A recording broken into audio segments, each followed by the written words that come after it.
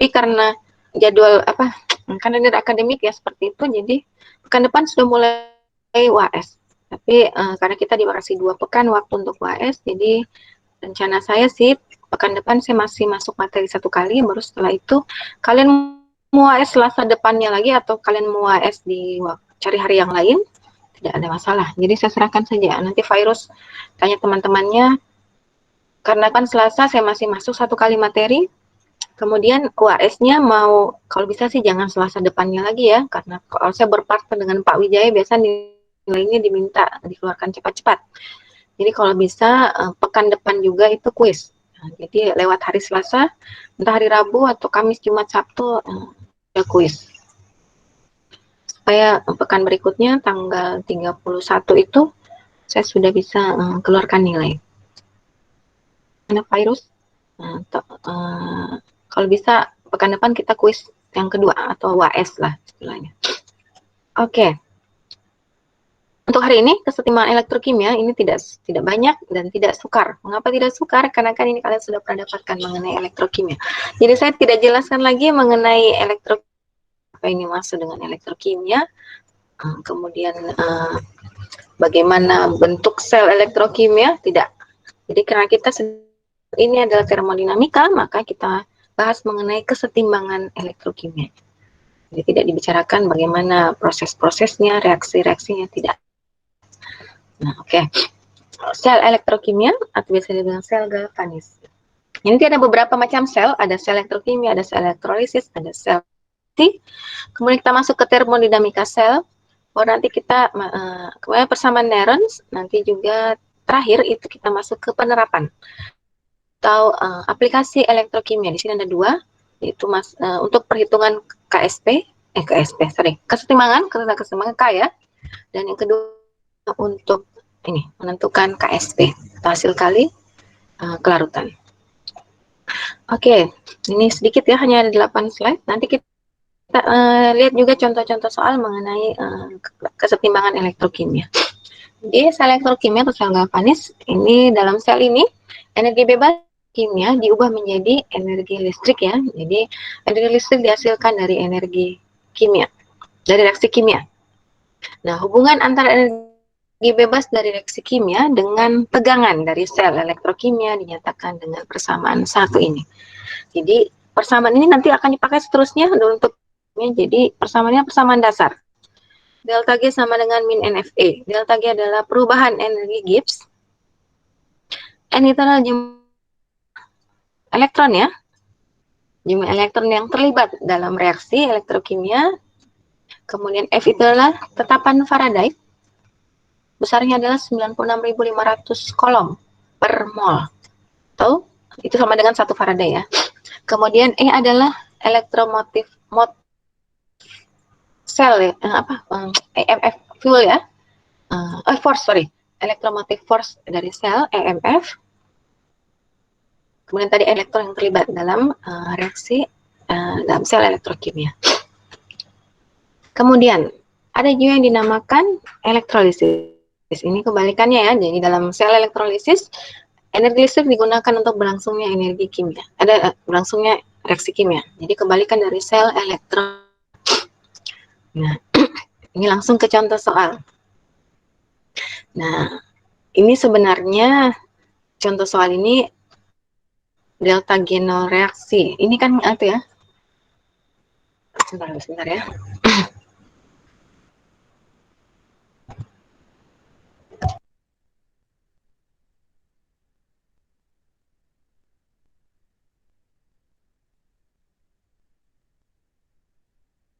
Oke, saya kembali.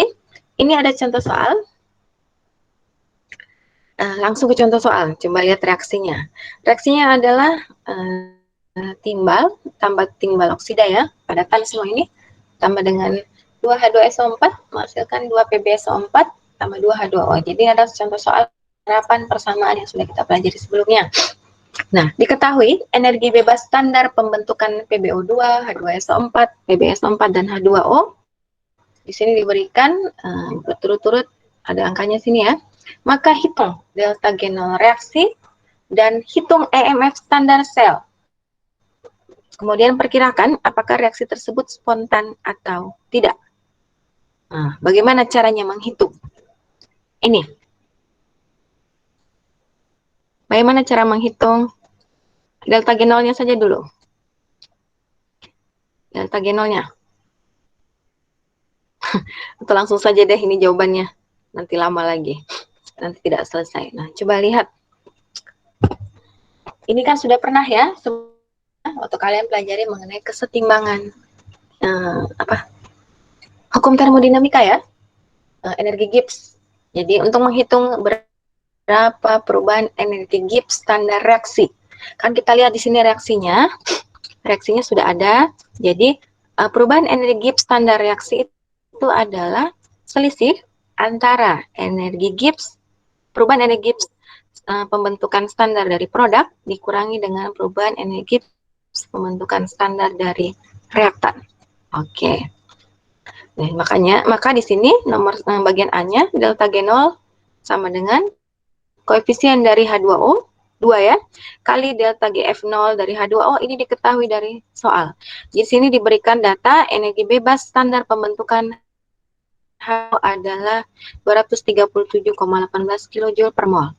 Ini tinggal dimasukkan angka-angkanya, jangan lupa. Oh ya, sebelum mengerjakan soalnya, lupa untuk melihat koefisiennya, apakah sudah setara ataukah belum. Jadi kalau belum setara, silakan disetarakan dulu. Setarakan dulu. Kemudian masukkan angka-angka energi bebas standar pembentukan spesi masing-masing. Nanti diperkurangkan ya, kurangkan antara delta GF0 produk kurang delta GF0 reaktan. Di sini reaktannya ada 3, PB, PbO2, dan H2SO4. Tapi dalam perhitungan, delta GF0 dari PB tidak dimasukkan. Ada yang tahu mengapa? Mengapa delta GF0 untuk PB itu tidak dimasukkan?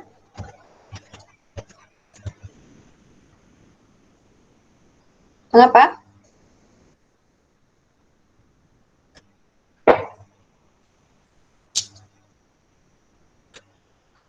Kenapa? Ada yang tahu? Kenapa delta GF0 untuk PB itu tidak ada? Dimasukkan dalam perhitungan ini? Dan memang di soal tidak ada datanya. Tapi mengapa? Apa alasannya? Karena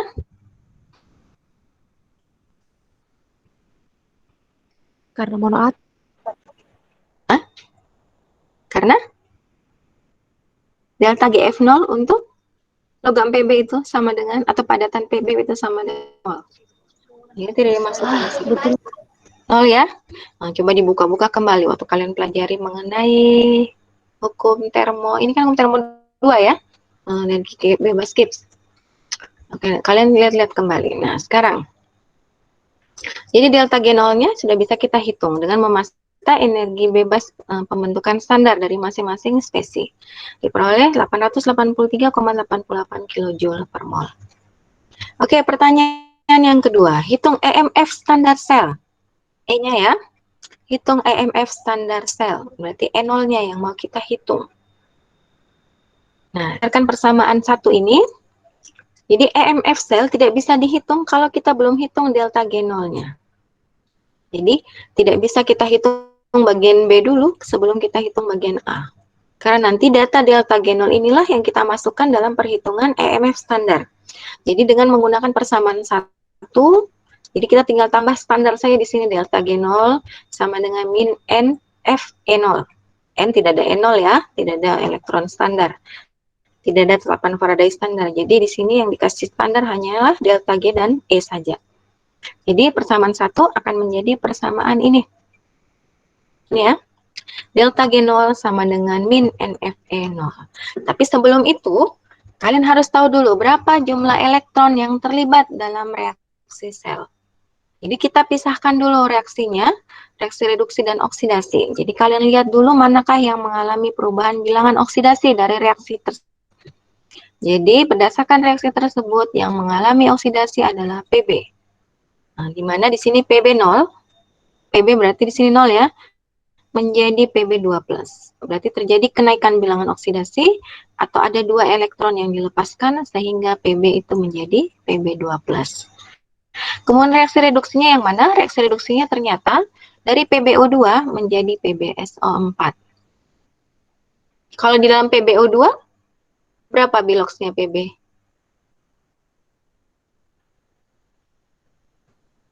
Berapa biloxnya Pb di sini? Dalam PbO2. Dalam sini. Plus 4 menjadi plus 2 dalam PbSO4. Berarti terjadi penurunan bilangan oksidasi. Ya, plus 4 ya. Berarti penurunan bilangan jadi penurunan bilangan oksidasi dari plus 4 menjadi plus 2. Sehingga ini adalah reaksi reduksinya. Jadi elektron yang terlibat juga 2 ya. Sehingga jumlah elektron yang terlibat atau N dalam reaksi ini adalah 2. Sehingga bisa kita hitung berapa EMF standarnya. Jadi delta G0-nya kita dapat dari pertanyaan bagian A, jawaban bagian A. Kemudian N-nya ini sama dengan 2 karena ada 2 elektron. Jangan dijumlah ya, berarti bukan 4 ya. Tapi ini kan nanti akan habis. Jadi bukan dijumlah menjadi 4, tapi jumlah elektron yang terlibat dalam reaksi redoks.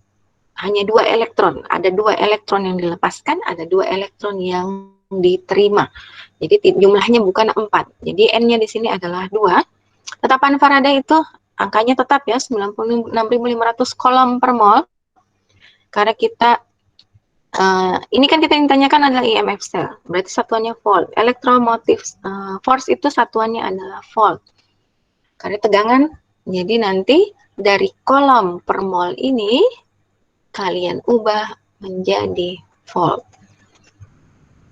Jadi ini volt ya, karena tidak sama ini 2 kali 96.500 itu kan sama dengan 193.000. 193.000 kolom per mol ya.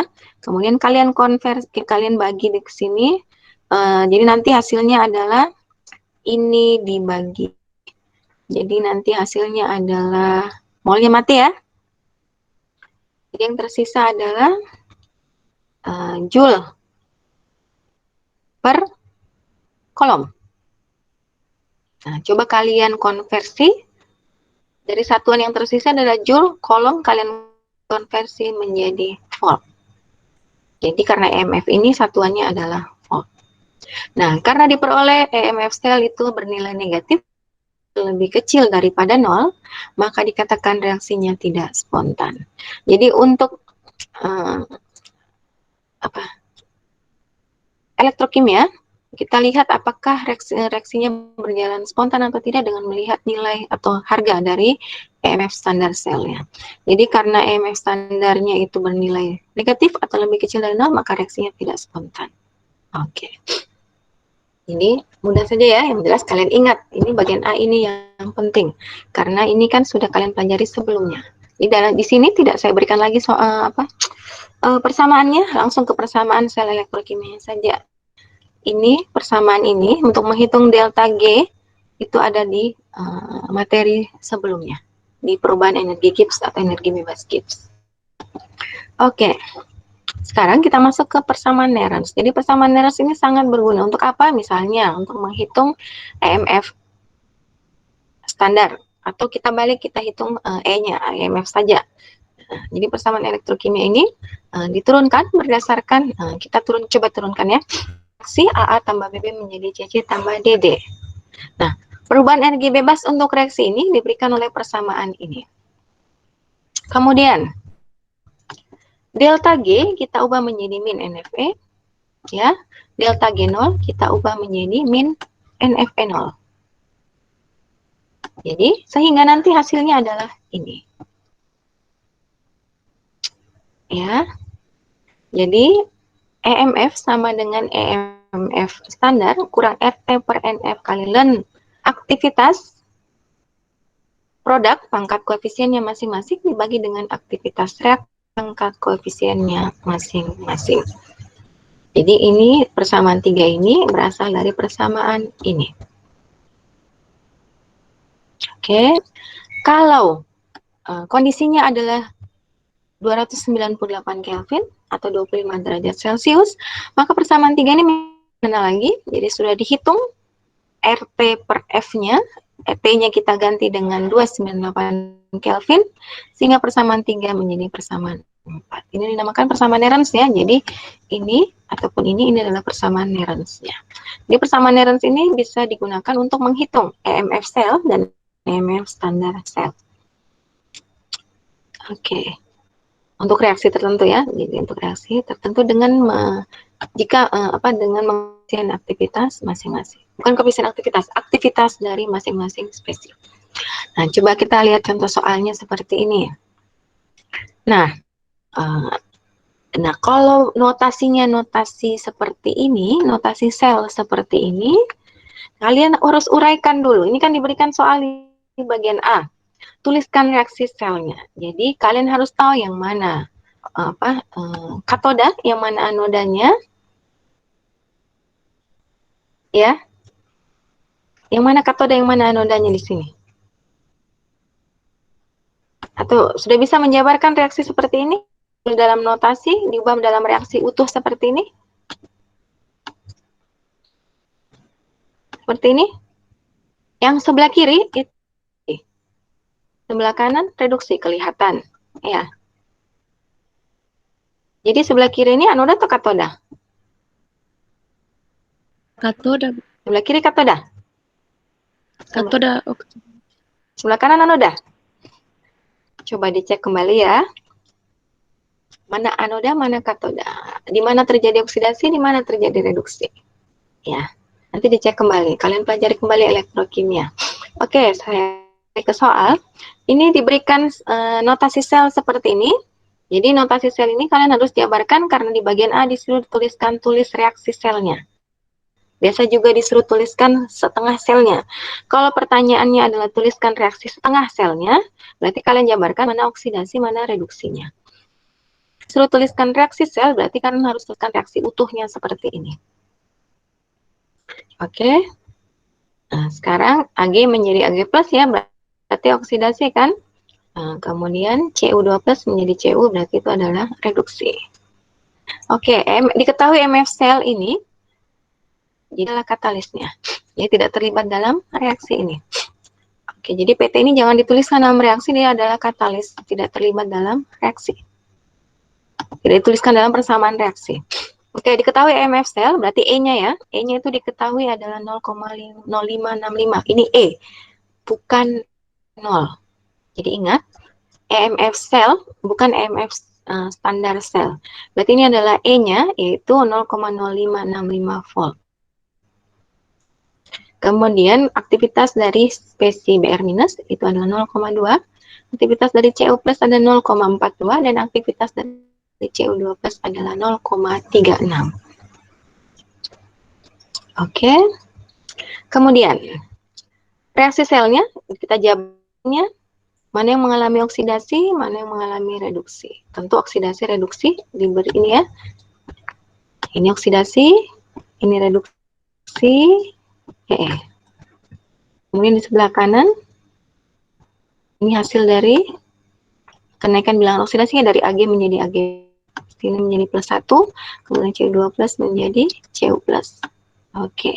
Br harus ditulis juga ya, meskipun dia tidak terlibat dalam reaksi redoks, dia harus ditulis produknya adalah AgBr. Oke. Kalau tidak mau dituliskan juga tidak apa-apa, kalau tuliskan Ag plus saja boleh. Tapi sebaiknya ditulis karena di sini dalam notasi selnya yang dituliskan adalah AgBr. Jadi dalam reaksi selnya tuliskan juga AgBr. Berarti di reaktannya kita tambahkan dengan Br minus. Tapi Br minus ini tidak terlibat dalam reaksi redoksnya. Oke. Bagian B-nya hitung EMF standar. Jadi ditanyakan adalah E0. Berdasarkan persamaan Nernst tadi, E sama dengan E0, karena ini suhunya adalah 25 derajat Celcius, maka persamaan Nernst yang kita pakai adalah persamaan 4. Karena persamaan ini berlaku pada 998 Kelvin atau 25 derajat Celcius. Tinggal dimasukkan nilai-nilainya masing-masing. Jadi kita gunakan persamaan ini karena kondisinya itu pada 25 derajat Celcius atau 298 Kelvin. Kalau bukan 25 derajat Celcius atau 298 Kelvin, maka kalian pakai adalah persamaan 3 ini. Tapi kebetulan karena di soal adalah suhunya adalah 25 derajat Celcius, maka tidak perlu lagi kita pakai persamaan 3, langsung saja persamaan 4. Tinggal memasukkan N-nya saja, tidak usah melibatkan lagi tetapan gas, suhu, dan bilangan Faraday atau tetapan Faraday. Kemudian kita masukkan saja ke dalam persamaan. Yang ditanyakan adalah E-nya diketahui dari bagian dari soal ya. EMF cell adalah 0,0565 volt. Kemudian log aktivitas produk pangkat koefisiennya dibagi dengan aktivitas reaktan pangkat koefisiennya. Produknya di sini adalah AgBr dan Cu. Kemudian adalah Ag, Cu dan Cu2 plus dan Br minus. Tapi yang dituliskan di dalam sini hanya untuk produk hanya Cu plus. Mengapa? Karena aktivitas dari AgBr itu kita anggap sama dengan 1. Kalau waktu kalian belajar aktivitas dan koefisien 2, ini ada aktivitas untuk padatan Ag, seperti halnya AgBr itu sama dengan 1. Kemudian Ag pun seperti itu sama 1. Maka yang terlibat dalam persamaan Nernst ini hanyalah koefisien aktivitas produk hanyalah Cu plus. Kemudian aktivitas reaktan hanya Cu2 plus dan Br minus saja. Karena aktivitas dari padatan Ag dan aktivitas dari padatan AgBr itu sama dengan 1. Oke, setelah dimasukkan ke dalam persamaan, diperoleh EMF standar sel adalah sebesar 0,0897 volt. Oke, sampai di sini ada yang mau ditanyakan? Sebelum kita masuk ke sel konsentrasi.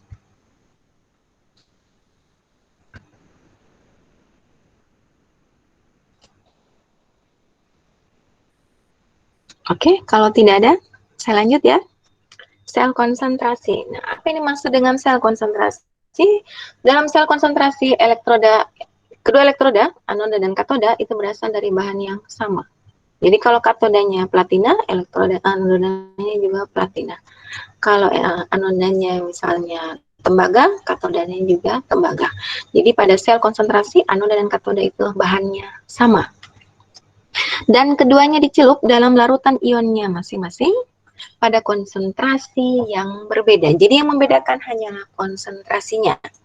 Jadi nanti dalam penulisan notasinya, kita lihat sebentar ya, notasinya, tidak ada ya di sini ya. Oh, nanti di contoh soal ya. Nanti saya contoh soalnya. Jadi nanti ada konsentrasi yang dituliskan. Kalau di sini kan dalam notasi sel yang ini, di contoh soal ini ya, itu kan tidak diberikan konsentrasinya ya, masing-masing. Tapi nanti dalam sel konsentrasi, karena anoda dan katodanya itu berasal dari bahan yang sama, maka nanti di sini spesinya juga sama di anoda dan katoda. Yang berbeda hanyalah konsentrasinya, maka konsentrasinya harus dicantumkan dalam notasi selnya.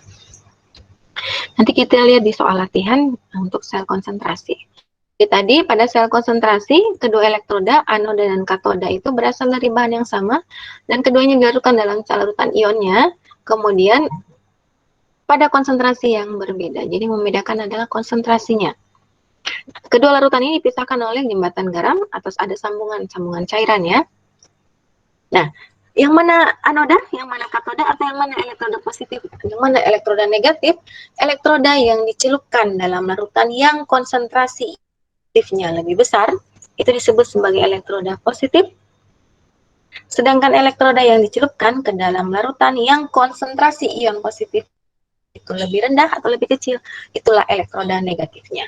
Jadi untuk membedakan yang mana elektroda positif, yang mana elektroda negatif, atau untuk membedakan mana katoda, mana anodanya, maka kita lihat konsentrasi ionnya. Yang mana memiliki konsentrasi ion positif lebih besar, itulah elektroda positif. Yang memiliki konsentrasi ion positif lebih kecil, itulah elektroda negatifnya. Nah, reaksi keseluruhan sel, karena ini kan sama elektrodanya ya, maka reaksinya mestinya sama. Jadi reaksi keseluruhan sel itu tidak lain hanyalah perpindahan materi dari aktivitas yang lebih besar ke aktivitas yang lebih rendah. Nah, EMF selnya sehingga hanya dituliskan seperti ini. Nah, pertanyaannya, mengapa persamaannya berubah? Mengapa E0-nya tidak ada? Kalau pertanyaan aslinya kan seperti ini ya. E sama dengan E0 kurang RT per NF kali ln. aktivitas dari produk pangkat koefisien dibagi dengan aktivitas reaktan pangkat koefisien. Sama yang persamaan 3 ini ya. Kenapa pada sel konsentrasi persamaannya seperti ini? Kemana E0-nya? Kenapa tidak dituliskan di situ?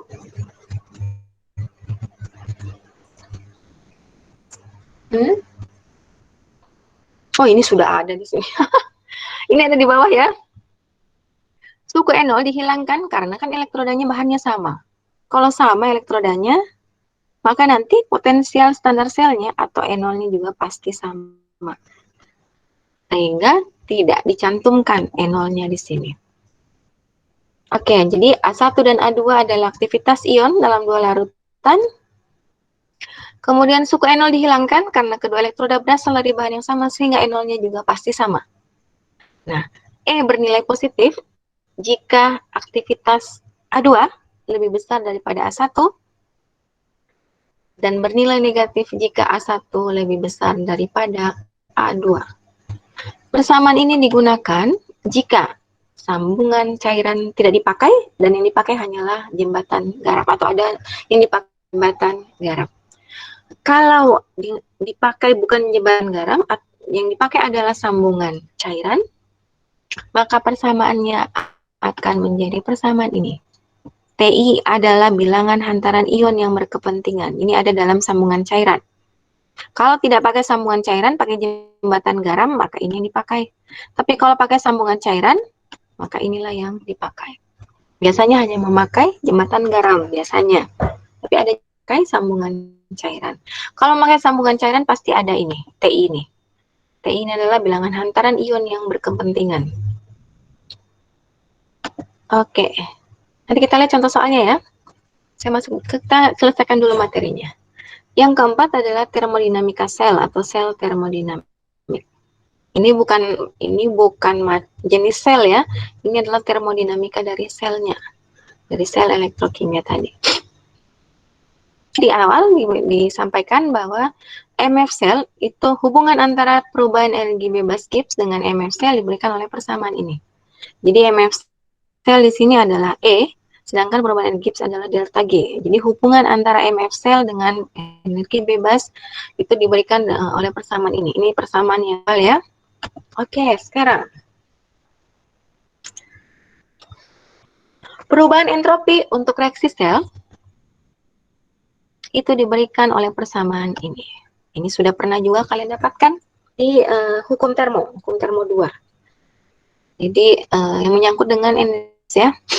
Jadi perubahan entropi untuk reaksi sel dihitung menggunakan persamaan ini. Jadi ini kita ambil dari hubungan antara delta G dengan delta S pada saat kalian mempelajari hukum-hukum termodinamika. Nah, sehingga nanti kita bisa masukkan delta S ini ke dalam persamaan ini. Jadi persamaan ini bisa kita ubah. Ini nantinya akan menjadi seperti ini. Ya. Jadi delta G, do delta G per do T pada P tetap itu sama dengan minus S. Sehingga kalau kita masukkan ke dalam persamaan di awal tadi, maka nantinya akan menjadi seperti ini. NF, tadi kan mestinya delta E ya. Nah, coba dipikirkan, mengapa dari gabungan persamaan ini dengan gabungan persamaan ini akan menghasilkan persamaan ini. Coba kalian otak-atik sendiri persamaannya. Dari persamaan delta G sama dengan min NFE dan persamaan do di delta G per do T pada P tetap sama dengan min delta S, itu ketika digabungkan akan menjadi persamaan 7. Jadi persamaan 7 ini NF kali do E per do T pada P tetap sama dengan delta S. Jadi persamaan ini atau MF sel pada deret suhu itu kita bisa gunakan data ini bisa kita gunakan untuk menghitung delta G, delta S dan nantinya bisa kita hitung juga delta H-nya. Oke. Nah, nanti ada contoh soalnya. Jadi Persamaan 7 ini diperoleh dari persamaan ini, delta G sama dengan min NFV, dan persamaan do delta G per do T pada P tetap sama dengan min delta S. Jadi digabungkan jadi persamaan 7. Jadi persamaan 7 ini bisa kita pakai untuk menghitung delta G, delta N, delta H dengan mengetahui data delta. Dengan mengetahui data E pada berbagai T atau berbagai suhu. Oke, kita lihat contoh soalnya seperti ini. Oke. Ini ada sel diberikan dalam bentuk notasi. Jadi seperti biasa kalian harus tuliskan dulu reaksinya. Oh, ini sudah diberikan reaksi utuhnya. Mengapa harus dituliskan reaksi utuhnya? Karena kita mau hitung delta G, delta S, dan delta H-nya. Jadi diketahui notasi selnya seperti ini. CD menjadi CdCl2 kali 2,5 H2O. Kemudian AgCl menjadi Ag. Jadi kelihatan yang mana oksidasi, mana reduksinya ya. Jadi oksidasi di sebelah kiri nih. Dan ini adalah reduksinya. Jadi diketahui MF selnya pada 25 derajat Celcius. Ini adalah MF selnya 0,67533 volt. Dan koefisien suhu, coba lihat koefisien suhu. Dari satuannya kalian bisa tahu simbolnya. Apa simbol dari koefisien suhu? Satuannya adalah volt per Kelvin. Jadi koefisien suhunya adalah ini. Do E per do T. Ya, pada P tetap. Inilah yang dimaksud dengan koefisien suhu. Jadi koefisien suhu itu satuannya volt per Kelvin. Maka simbol dari koefisien suhu adalah do E per do T pada P tetap. Oke. Jadi dari soal ini diketahui EMF sel pada 25 derajat Celcius ada 0,67533 volt dan koefisien suhu atau do E per do T tetapnya itu adalah min 6,5 kali 10 pangkat minus 4 volt per Kelvin. Nah, hitung delta G, delta S, dan delta H untuk reaksi di atas. Jadi kalau misalnya dalam soal belum dibuat reaksi totalnya, sebenarnya sih tidak perlu ya. Lihat ini saja kan kalian sudah tahu. Kecuali kalau misalnya ini kan sebenarnya tidak diperlukan. Karena kita kan cuma mau menghitung delta G, delta H, delta reaksi ini. Tapi kalau dalam soal ditanyakan atau disuruh juga menuliskan reaksi totalnya, ya kalian harus tuliskan ini juga. Oke, dalam soal hanya ditanyakan berapa delta G, delta S, dan delta H-nya. Untuk reaksi di atas, kan ini dengan reaksi di atas kan sama saja. Nah, delta G kita hitung berdasarkan persamaan tadi. Delta G sama dengan min NFE. F-nya ada, E-nya ada, N-nya juga ada. Oh iya, untuk melihat N-nya kalian harus jabarkan mana oksidasi, mana reduksinya. Kemudian kalian lihat berapa jumlah elektron yang terlibat. Ternyata ada 2 elektron yang terlibat, maka N-nya sama dengan 2. Di sini belum di oksidasi reduksi. Nah, kalian pisahkan dulu untuk melihat berapa jumlah elektron yang terlibat dalam reaksi redoksnya. Kemudian delta G bisa kita hitung langsung ya. E ini ada dari soal sebesar 0,67533 ini. Sehingga delta G itu 130,33869 kJ per mol. Jadi delta G-nya bernilai negatif. Oke, sekarang kita mau hitung delta S. Nah, delta S kita hitung berdasarkan persamaan ini. Persamaan 7 ini ya. Delta S sama dengan NF do E per do T pada P tetap. Nah, ini ada dalam soal juga. Do E per do T P pada P tetap itu adalah koefisien suhu. N ada, yaitu 2. F itu tetapan Faraday. Do E per do T pada P tetap itu sebesar min 6,5 kali 10 pangkat minus 4 volt per Kelvin. Oke. Sekarang, karena delta S, namanya N satuannya itu melibatkan joule. Karena ini entropi, ada satuan energi terlibat, maka kalian konversi. Di sini ada kolom, di sini ada volt. Kalian konversi kolom dan volt nanti menjadi joule. Karena satuan entropi itu melibatkan satuan energi yaitu joule. Mol min 1 Kelvin min 1 kan memang sudah ada dari perhitungan ini. Oke, diperoleh delta S-nya minus 125,45 Joule. Mol min 1 Kelvin min 1. Jadi cari cara bagaimana mengkonversi kolom dengan volt ini ke dalam Joule. Oke, sekarang Untuk delta H, kalau delta G sudah dihitung, delta S dihitung, maka delta H bisa dihitung. Jadi kalau belum bisa hitung delta G, belum dapat delta S, maka delta H tidak bisa kita hitung. Karena delta H dengan delta G tambah T delta S. Delta G itu ada dari jawaban yang bagian A ya, yaitu min 130, sekian kilojoule per mol. Komunisnya juga ada. Nah, T-nya itu adalah suhu reaksi. Suhunya di sini ada 25 derajat Celcius, yaitu 29 atau 298 Kelvin. Tinggal dimasukkan ke dalam persamaan sehingga diperoleh delta H sama dengan min 167, sekian kilojoule per mol. Sampai di sini ada yang mau ditanyakan?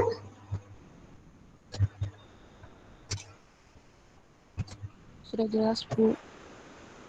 Sudah jelas ya? Oke. Kasus timbangan elektrokimia itu tidak susah. Tidak susah, tidak sulit. Hanya sedikit saja persamaan yang digunakan. Oke, sekarang kita masuk ke penerapan. Apa aplikasi dari tadi kesetimbangan elektrokimia, persamaan-persamaan yang sudah kita pelajari. Nah, jadi sini ada dua, diberikan hanya dua saja aplikasinya. Jadi persamaan-persamaan yang sudah kita pelajari tadi bisa kita gunakan untuk yang pertama, untuk menghitung konstanta kesetimbangan. Coba diperhatikan, kita bisa menghitung nilai K atau konstanta kesetimbangan. Nah, contohnya, sini diberikan bagaimana cara menghitung tetapan kesetimbangan dengan mengetahui MF cell. Jadi persamaan 3 yang di atas tadi, yang ini ya, ini persamaan Nernst ini nanti kita pakai untuk menghitung tetapan kesetimbangan. Jadi persamaan tadi itu bisa kita pakai ini ya, persamaan 3 untuk menghitung tetapan kesetimbangan untuk reaksi ini. Jadi kita punya reaksi BB menjadi CC DB. Kita mau hitung tetapan kesetimbangannya dengan mengetahui EMF cell untuk reaksi ini. Nah, bagaimana caranya? Nah, dengan menggunakan persamaan ini, pada kesetimbangan, ingat pada kesetimbangan delta G-nya itu sama dengan 0. Kalau delta G-nya 0 sama, maka E-nya pasti 0. Mengapa demikian? Berdasarkan persamaan ini. Coba dilihat. Pada kesetimbangan, delta G pasti 0. Jadi kalau delta G-nya 0, pasti ini juga 0. Mengapa E 0? Ya karena N dengan F tidak mungkin 0. E-nya yang harus 0 agar delta G-nya 0. Paham ya maksud saya? Saya ulangi. Dengan delta G itu pasti sama dengan 0. Nah, supaya delta G ini 0, maka yang harus 0 adalah F-nya. Yang harus 0 adalah E-nya. Mengapa bukan N atau F-nya yang 0? Tidak mungkin. N tidak mungkin 0 karena pasti dalam reaksi redoks ada elektron yang terlibat. F tidak mungkin 0, namanya tetapan Faraday itu tidak mungkin berubah, tetap 96.500. Jadi agar delta G sama dengan 0, maka yang harus 0 adalah E-nya. Jadi pada kesetimbangan delta G sama dengan 0, E juga sama dengan 0. Ini ya, pada kesetimbangan delta G sama dengan 0, maka E juga pasti 0. Dan mengingat, ini kita kembali lagi. Ini ya, tetapan kesetimbangan salah satu bentuk dari bagi antara aktivitas produk pangkat koefisien dengan aktivitas reaktan pangkat koefisien. Ini sudah kalian pelajari di kimia fisik 2. Ya, kan ada aktivitas dan koefisien aktivitas. Jadi, tetapan kesetimbangan juga dapat ditulis dengan koefisien aktivitas produk dengan aktivitas reaktan. Nah, sehingga kalau kita masukkan ini ke dalam persamaan, ini ya, kalau kita masukkan ini ke dalam persamaan yang ada di atasnya, maka akan menjadi seperti ini. E sama dengan E0 kurang RT per NF kali ln K. Jadi, aktivitas produk dibagi aktivitas reaktan kita ganti dengan tetapan kesetimbangan. Kemudian, karena tadi pada kesetimbangan E sama dengan 0, maka E di sini bernilai 0.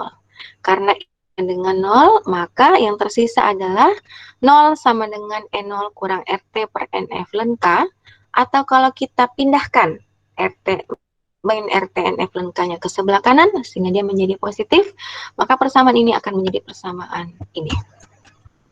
Ya, karena E-nya kan 0 ya. Kita pindahkan min RTNF lengkanya ke sebelah kiri, jadi menjadi positif, yang tersisa adalah ini. Atau lengka sendiri sama dengan F per RT kali E0. Jadi dengan mengetahui nilai E0, maka K juga bisa dihitung. Ini penerapan pertama dari persamaan yang sudah kita pelajari sebelumnya. Jadi yang pertama adalah menghitung tetapan kesetimbangan suatu reaksi kimia, elektrokimia ya. Oke. Sampai di sini ada yang mau ditanyakan?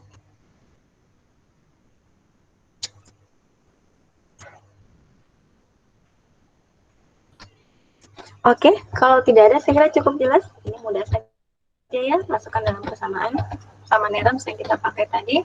Kemudian kita ubah menjadi persamaan untuk menghitung nilai K. Oke, contoh soal ini. Coba dilihat, ini ada contoh soal. Contoh soalnya, diketahui potensial elektroda standar dari elektroda Ag menjadi plus dan Fe13 Fe2 plus dengan katalis platina adalah 0,7991 volt dan 0,771 volt. Hitung tetapan kesetimbangan untuk reaksi. Ini sudah dijabarkan reaksinya. Ag tambah Fe3 plus menjadi Ag plus tambah Fe2 plus. Dihitung adalah K-nya. Bagaimana menghitung K dengan mengetahui data potensial reduksi standar? Ingat ya, ini yang diketahui potensial reduksi standar, bukan E0. Tidak sama. Potensial reduksi standar ini karena ada dua reaksi di sini, ada reaksi oksidasi, ada dua reaksi reduksi, maka ada dua nilai potensial reduksi standar. Nah, ingat, ini adalah potensial reduksi standar. Jadi menyesuaikan. Jadi untuk reaksi oksidasi tentu ada yang harus kita lakukan sebelumnya. Ya. Nah, coba dilihat. Untuk menghitung E0, karena kita perlu data E0 untuk menghitung K, maka kita harus hitung dulu E0 selnya. Bagaimana cara menghitung E0 selnya? E0 sel itu sama saja dengan E0 katoda kurang E0 anoda. Katodanya yang mana? Katodanya yang mana katodanya? Tentu di mana terjadi reaksi reduksi. Berarti E0 katodanya potensial reduksi standar untuk Fe3 plus menjadi Fe2 plus, yaitu 0,771 volt.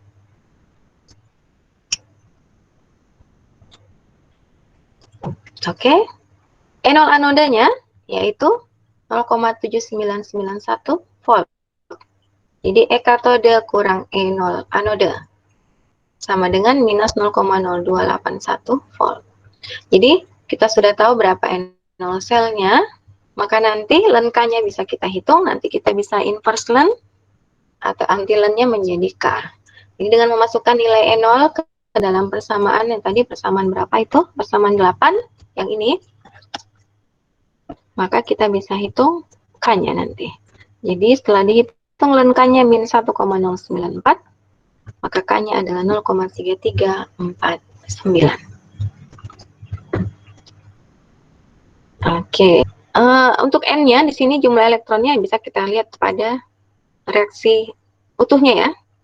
Kalau belum bisa lihat dalam reaksi utuh, silakan dipisah saja mana oksidasi, mana reduksi, baru lihat berapa jumlah elektron yang terlibat. Oke, sekarang yang kedua, penerapan persamaan-persamaan tadi ya, persamaan Nernst dan persamaan-persamaan lain dalam penentuan hasil kali kelarutan. Jadi hasil kali kelarutan untuk garam yang sedikit larut dapat dihitung menggunakan faktor-faktor kesetimbangan yang sejenis. Nah, kita lihat saja langsung ke persamaannya ya. Misalnya ada garam MX, ini dia sedikit larut atau kelarutannya sedikit sekali. Jadi garam MX ini ya akan terurai menjadi M plus dan X minus. Ini reaksi kesetimbangan ya. Kemudian karena aktivitas zat padat murni selalu 1, MX-nya ini berarti A-nya 1 ya, MX ini 1. Maka konstanta kesetimbangan hasil kali kelarutan dituliskan seperti ini. Jadi dia hanya bergantung pada aktivitas M plus dan aktivitas dari X minus. Mengapa? Karena aktivitas dari MX ini bernilai 1. Jadi KSP itu sama aktivitas dari M plus ditambah dengan aktivitas dari X minus. Oke, sekarang ya kita lanjut. Bila kelarutan garam itu sangat kecil, tadi kan diberikan di atas, MX itu garam yang kelarutannya sangat kecil, maka dapat dikatakan larutannya adalah larutan ideal. Kalau larutannya ideal, maka aktivitas itu sama saja dengan konsentrasi dari ion. Jadi aktivitas komponen KI sama saja dengan konsentrasinya. Sehingga persamaan ini KSP sama dengan AM plus tambah AX minus bisa kita ganti menjadi KSP sama dengan CM plus tambah CX minus. Jadi aktivitas sama saja dengan konsentrasi. Untuk ini ya, untuk larutan garam yang memiliki kelarutan yang sangat kecil sehingga dikatakan larutan yang bersifat ideal. Nah, kita kembali ke persamaan Nernst. Jadi persamaan Nernst-nya seperti ini.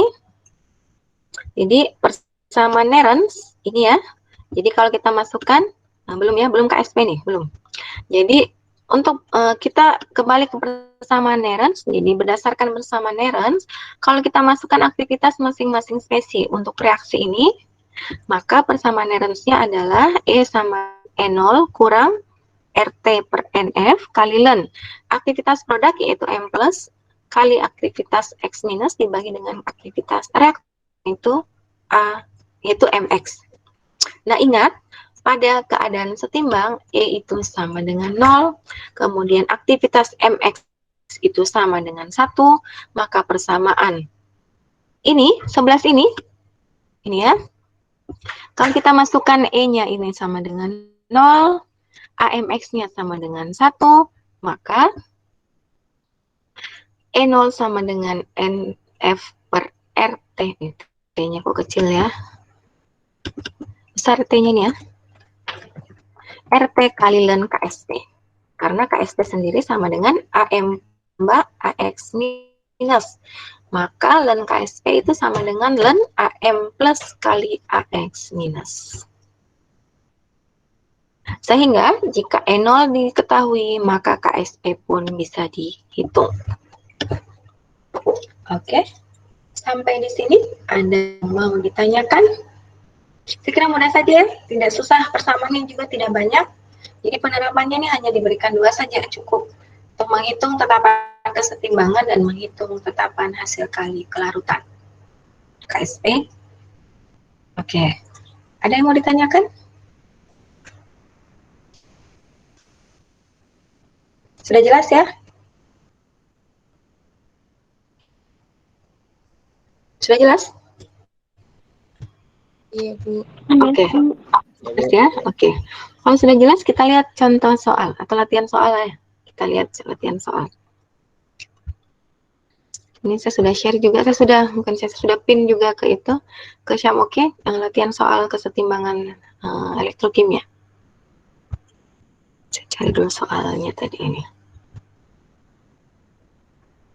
Nanti kalian kerjakan sendiri ya, saya beri penjelasan saja mengenai soal-soalnya. Nanti coba kalian kerjakan sendiri masing-masing. Dikumpul ya sebagai nilai tugas. Jadi nanti itu saja. Di foto saja jawabannya, nanti kirimkan ke WA saya. Ini ada beberapa soal di sini. Ini kita masih punya waktu sekitar setengah jam. Jadi ada 30 menit. Coba dilihat contoh soal, latihan soalnya. Coba lihat yang pertama. Ada 7. Tapi tidak susah, mudah-mudah ini soalnya. Nomor 1 coba dilihat. Nomor 1 diketahui sel. Ini sudah diberikan notasi selnya.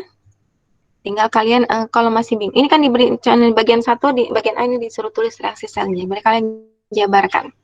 Kalian jabarkan reaksinya. Di sini diberikan EMF untuk sel ini sebesar 0,9647 volt pada 25 derajat Celcius. Koefisien suhunya adalah sekian. Ditanyakan yang pertama, tulis reaksi selnya. Ini agak sukar mungkin. Dengan menjabarkan notasi sel ini, tulis reaksi ini ya.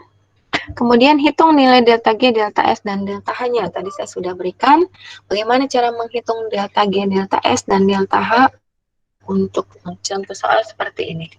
Oke, nomor 2. Nah, ini adalah sel ini selnya Z menjadi ZN12, diketahui aktivitas dari dari ZN menjadi ZN12, aktivitas dari ZN12 adalah 0,004. Kemudian CD12 menjadi CD, aktivitas dari CD12 adalah 0,2. Mengapa ZN dan CD di sini tidak dicantumkan aktivitasnya? Karena berdasarkan perjanjian atau konvensi yang untuk kalian pelajari mengenai koefisien aktivitas dan aktivitas padatan murni itu sama dengan 1. Maka aktivitas dari ZN dan CD ini tidak perlu dicantumkan di sini. Di sini pertanyaan yang pertama adalah hitung MF sel ini pada 25 derajat Celcius. Kemudian yang kedua, tulis reaksi sel utuhnya ya.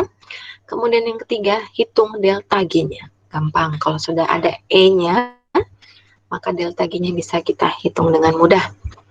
Nomor 3. Nah, hitung tetapan kesetimbangan untuk reaksi berikut pada 25 derajat Celcius. Kemudian yang keempat, susun sel yang berhubungan dengan reaksi Ag plus tambah Cl minus menjadi AgCl. Oke, bikin notasinya ya.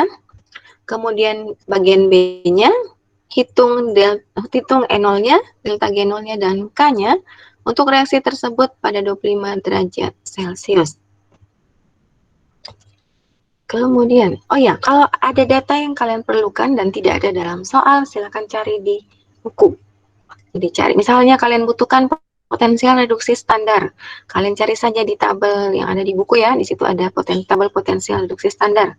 Jadi pada 25 derajat Celcius. Nomor 5, hitung MF sel, ini diberikan selnya pada suhu 900 Kelvin. Diketahui delta GF0, LICL adalah sekian. Sudah diberikan. Jadi yang ditanyakan adalah E-nya. Nomor 6, tegangan sel pada suhu 25 derajat Celcius dan 20 derajat Celcius ada di sini datanya.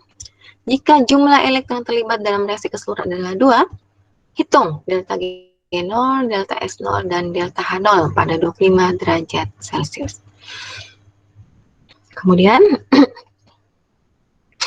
yang terakhir, hitung hasil kali kelarutan untuk reaksi. Di sini diberikan reaksinya adalah FeOH3 kali menjadi Fe3 plus menjadi 3OH minus. Dengan mengetahui potensial reduksi standar dari Fe, ini reaksi reduksi dua-duanya ya. Jadi diberikan potensi reduksi standarnya masing-masing dalam soal. Jadi silakan dikerjakan. Ini kita masih punya waktu setengah jam. Nanti kalau sudah silakan difoto jawabannya, kemudian dikirim ke saya. Saya terima jawabannya paling lambat ya jam setengah 1, 12.30. Tidak ada kuliah kan, atau jam 1 lah, karena kita mau sholat duhur. Jadi jam 1 ya, ini kalian masih punya waktu setengah jam sebelum azan duhur yang 12 lewat ya. Saya tunggu jawabannya paling lambat jam 1. Jadi ini sebagai nilai tugas karena saya belum pernah ya meminta nilai tugas dari kelas kalian untuk termodinamika. Jadi sebagai nilai tugasnya. Jadi silakan dikerjakan 7 soal ini. Nanti foto jawabannya kirim ke WA saya. Saya tunggu paling lambat jam 1. Kalau tidak mengumpulkan berarti nilai tugasnya kosong. Oke, saya kira cukup untuk hari ini ya. Oke, Bu. Untuk kesetimbangan elektrokimia, insya Allah pekan depan materi terakhir. 2 pekan berikutnya adalah materi terakhir. Saya lihat itu apa itu soal di RPS-nya. Nanti sesuaikan dengan RPS saja. Oke, terima kasih atas perhatiannya. Ini absennya tidak ada ya. Oke, saya panggil saja satu-satu untuk melihat siapa saja yang hadir hari ini. Oke, soalnya saya sudah pin di Syamoke, jadi silakan di-download di Syamoke, kemudian materinya juga ada di Syamoke.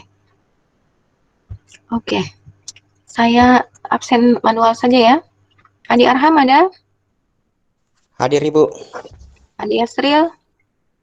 Hadir, Bu. Oke, Aulia? Hadir, Bu. Husnul Mufidah? Hadir, Bu. Devika Nur? Hadir, Bu. Dila Agrifina? Hadir, Bu. Oke, Etri? Etri ada? Etri Rahayu? Iya, hadir, Bu. Fadila Anissa? Hadir Ibu. Dal Khairia. Hadir Bu. Ada ini. Oke. Janet. Janet. Ada Janet?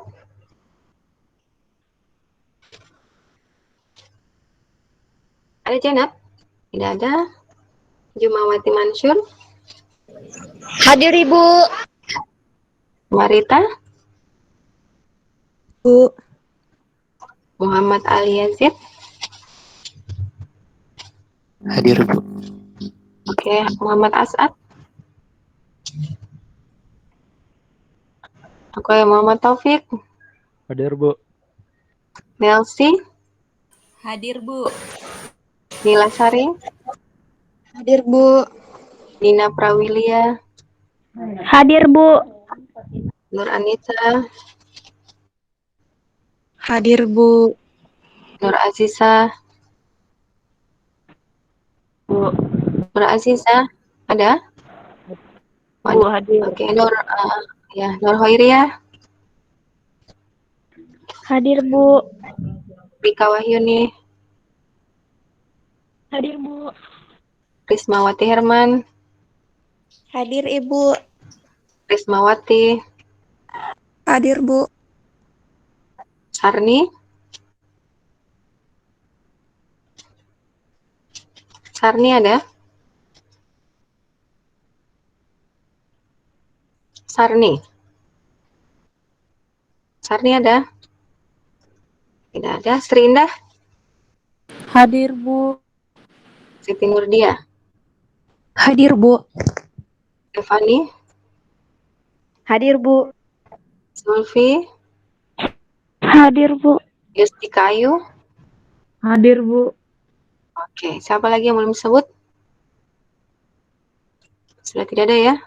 Sarni ada tadi? Sarni? Hadir Bu. Hadir Ada Bu. Sarni? Hadir, Janet Bu. ada?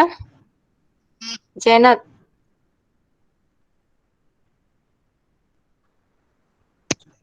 Tidak ada Janet? Oke. Tidak ada Janet ya? Oke, Janet. Cuma satu yang tidak datang. Tidak. Bukan tidak datang. Hadir di room tapi tidak ada orangnya. Jadi Janet cuma satu. Oke. Saya tunggu tugasnya sampai jam 1 ya. Silakan dikerjakan. Oke, roomnya saya tutup. Terima kasih atas perhatiannya. Assalamualaikum warahmatullahi wabarakatuh. Waalaikumsalam warahmatullahi wabarakatuh. Bu, Terima kasih, Bu. materinya sudah ada di Syam Oke ya Bu? Ada. Materinya ada di Syamoke. Soalnya juga ada di Syamoke. Cuma soal Silakan Bu. di-download dari Saya situ. lihat di situ Bu. Masa? Di Syamoke? Iya. Oh ya, Iya, itu Bu. saja yang dikerjakan. Ya memang terlalu banyak kalau 7 ya. Jadi itu saja yang di Syamoke yang dikerjakan. Saya Berarti saya sudah reduksi di situ. Oke Bu. Ikuti saja di Syamoke ya.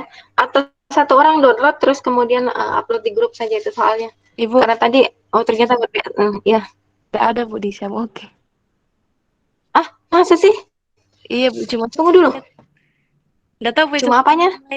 Materinya. Bentar dulu saya lihat nah. Materinya ada. Masa soalnya tidak ada? Perasaan 2 saya upload tadi. Saya lihat. Soalnya Ji ada Bu. Materinya tidak ada Oh, Bu. alah. Sebentar Pak, saya download. Masa sih? Iya Bu. Dulu ini apa ini isinya? Oh, oke. Sebentar dulu. Oh iya ya, semua soalnya. Tunggu saya tambahkan materinya juga. Sebentar ya. Iya Bu. Itu Bu. Oh iya, tadi tidak terupload berarti yang satunya.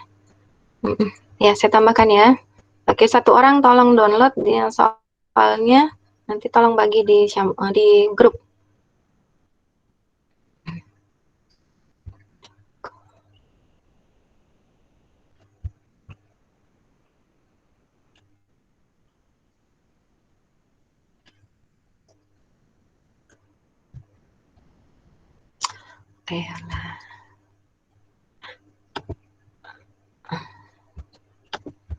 Ada. Jadi di kesetimbangan elektrokimia itu ada 2 file yang saya upload. Jadi satu di situ, satu apa ya?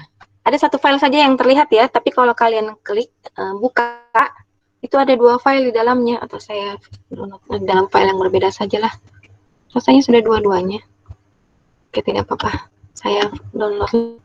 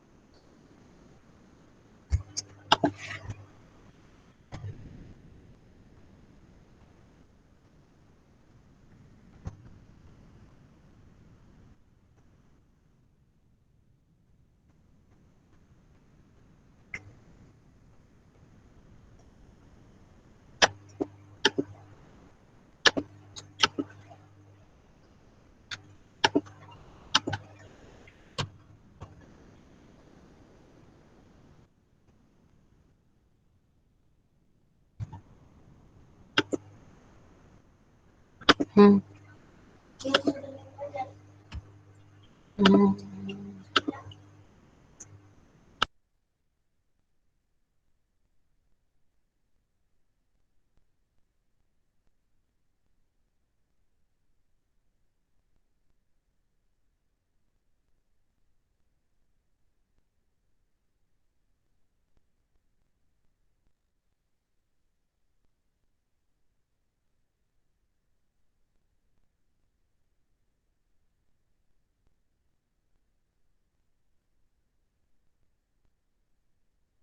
Oke, sudah ya, saya sudah edit kembali filenya.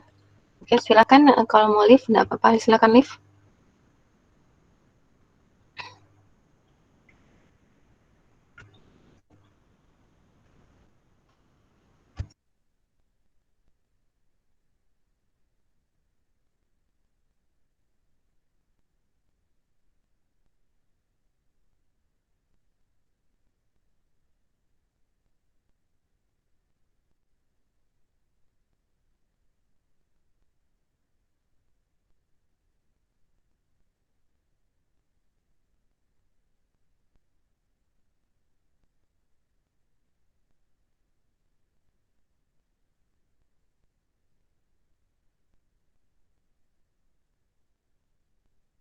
Oke, silakan live kalau mau live ya.